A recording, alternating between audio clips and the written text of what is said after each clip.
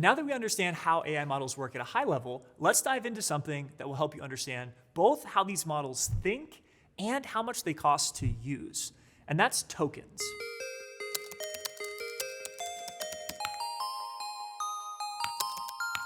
You can think about tokens kind of like the words an AI model actually understands.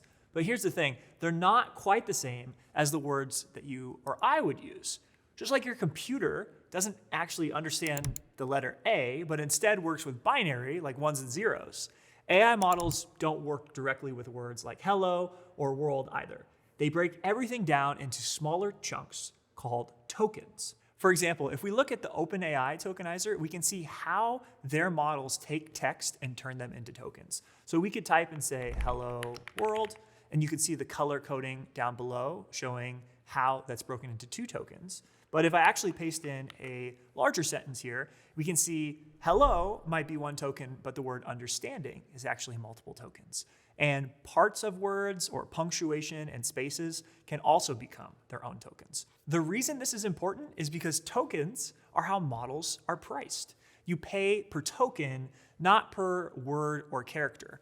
And this is also how many folks measure the speed of a model. So a faster model is going to generate more tokens per second, or a faster tokens per second, which is how fast you're getting a response back from talking to a model. So let's talk about pricing first, since this is going to impact how much you spend when you're using AI models to do coding.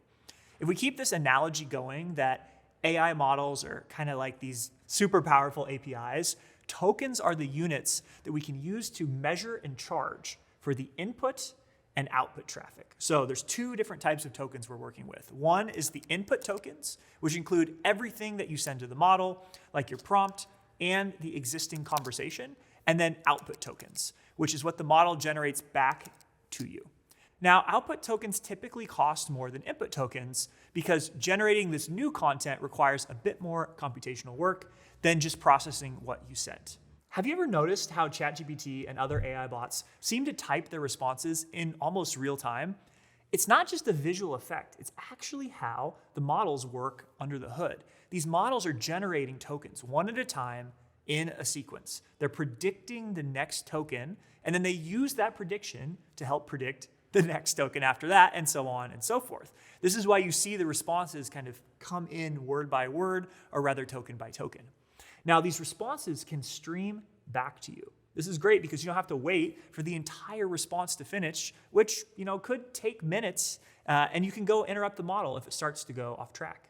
AI tools like Cursor also can use a number of techniques to optimize the information that gets sent to the underlying models. For example, Cursor can automatically cache parts of the prompt that you use repeatedly, especially in larger conversations, that can help you save money on the tokens used. Part of understanding this is understanding what context is. So let's dive into that in our next lesson.